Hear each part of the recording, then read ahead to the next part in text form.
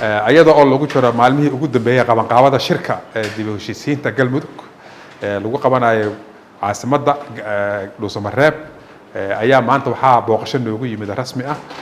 madaxa xukuumadda Sheekh Shaakir iyo wasiirka arrimaha gudaha Cabdi Maxamed Sabriye ayaa noogu yimid maanta waxay ku soo booqdeen guddiga qabanqaabada galmudug waxay ku soo booqdeen xaruntooda waxaan kala warqaadanay wararkii ugu dambeeyay qabanqaabada meesha ay marayso Sheekh Shaakir wuxuu noo sheegay in magaalada dhuusamareeb oo dhan kulligeed ay u diyaar garowday inay soo dhaweyso wafuudda waxaa soo dhamaystirmaya oo mataqaanaa noo soo wada gudbiyay liisaski waxaan u sheegaynaa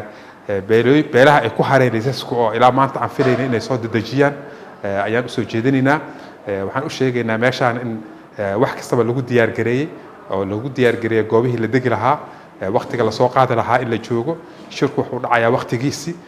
oo wuxuu ahaa loogu talagalay 17 bisha ayuu furmayaa waxaan dhahaynaa dhammaan reer galmudug waxaan ugu hambalyeynaa sida ay u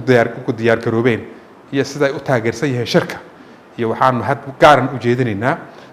madaxa xukuumadda Sheekh Shaakir iyo mataqaanaa maamulkii galmudug muxuu ahaa ay joogay magaalada amnigeeda muxuu ahaa muddo dheer ka shaqeynayay iyo madaxa iyo muxuu ahaa ciidamada qalabka sida isku dhafka ah ee laga shaqeeyay amniga ilaalinaya aad iyo aad ugu mahad celihaynaa sida ay ugu diyaar garoobeen dadka inay soo dhaweeyaan dhaqanka deegaanka galmudug muxuu ahaa dhuusamareeb ayakana aad iyo aad ugu mahad celihaynaa sida ay ugu diyaar garoobeen iyo shacbiga iyo dhalinyarada iyo dumarka muxuu ahaa magaalada dhuusamareeb oo dhammaantood sugaya inay si weyn u soo dhaweeyaan